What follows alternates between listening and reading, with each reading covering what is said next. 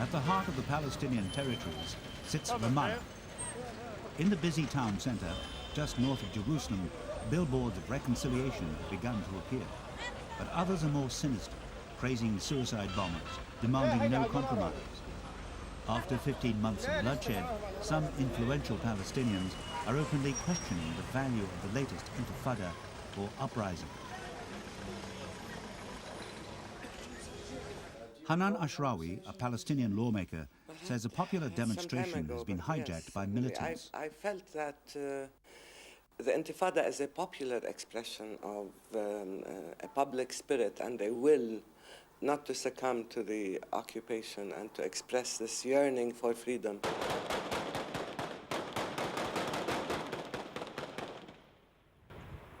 Certainly started out that way, but became subject to those who had small firearms, who used violence.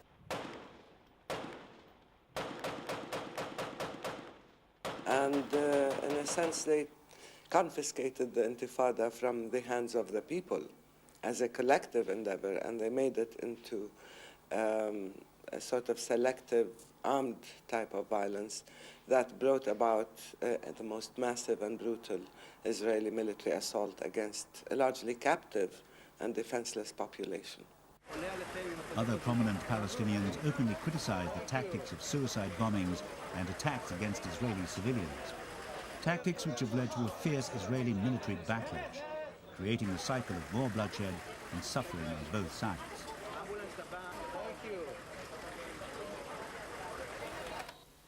Abdel Jawad Saleh, a Palestinian legislator, is one of Yasser Arafat's fiercest critics. Once mayor of the Ramallah suburb of Bireh, Saleh criticized the Israelis who forced him into exile. It was 20 years before Saleh could return to his family. Now, he too condemns the armed struggle. It is the worst decision could ever be taken, for one simple reason, And I think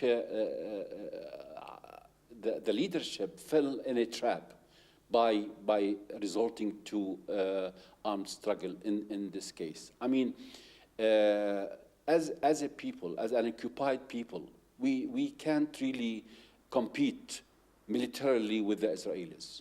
And I think the first Intifada was a mass popular Intifada, and that's why it really won the battle with the Israelis.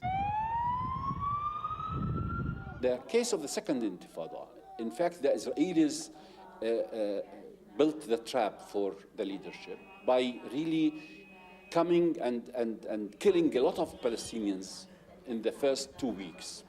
And this really encouraged them being armed, encouraged them to use arms.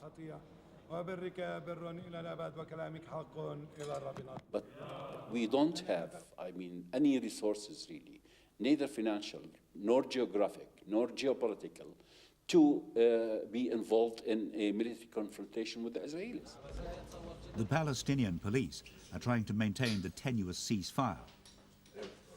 The commander is Jibril Rajoub, a member of Yasser Arafat's inner circle and possible successor. Rajoub, too, believes the armed uprising was wrong. For sure that there were a lot of mistakes. I think that to militarize the Intifada was a big mistake. I think that the terror attacks against civilian targets inside Israel was harming the Palestinian cause. Rajoub's forces have made some arrests. A sweep across the West Bank and Gaza last month brought in 110 militants from Hamas and Islamic Jihad. So far, Rajoub is keeping the ceasefire mostly by subtle threats of intimidation against hardline groups. But that's not good enough for Israel, which wants the masterminds arrested before it abandons its siege.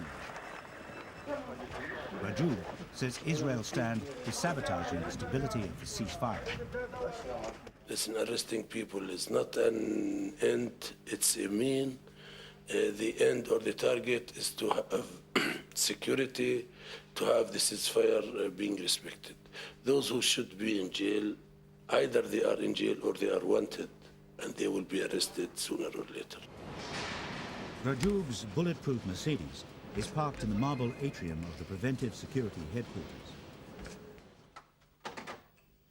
Aides to the second most powerful man in the West Bank don't like publicizing the headquarters' luxurious offices in Ramallah. Yes. I got permission.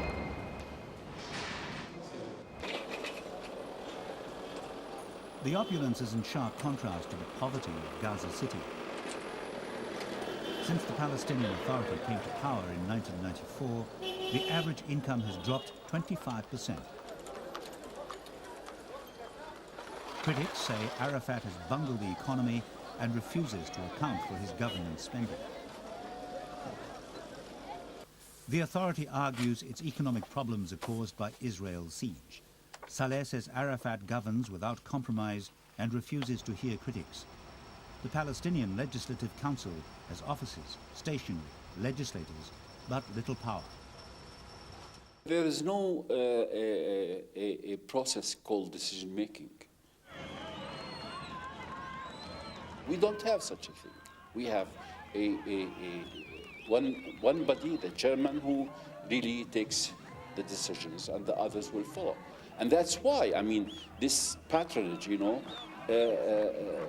doesn't permit people to be critical or to protest, but they have to acquiesce to the decision taken by the chairman. Saleh accuses Arafat and his cronies of living off the people. It's the money of the Palestinian taxpayer. It's not the money Arafat got from his own or inherited from his father. It's our money. It's the money of citizens. This money should be spent on health, on education, on economy, on everything which really belongs to the people, not belongs to certain individuals. A 2-hour wait is not uncommon at this Israeli roadblock near Ramallah. The army has laid siege to much Palestinian territory. Israel says it's to protect its citizens, preventing further suicide bombings and armed attacks.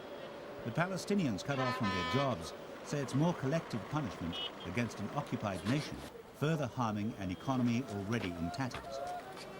With 60% unemployment, Mahmoud Odeh has come up with an ingenious way of making money. He set up a roadside table and runs a shop selling cigarettes, tea and coffee to irritated drivers. Many are frustrated by more than roadblocks. There have been no Palestinian elections in 7 years, and there's growing discouragement that so many have died in an intifada that is going nowhere. On a good day, Khaled Shachade, Mahmoud's partner, can earn $7. He hustles through the traffic. His diversion is a welcome relief to drivers stranded for hours. Many feel their hopes for a Palestinian state are also stranded.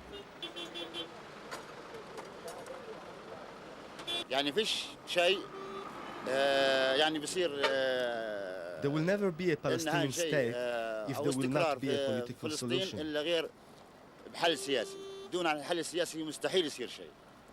So far, we have sacrificed 1,000 martyrs and 30,000 wounded. The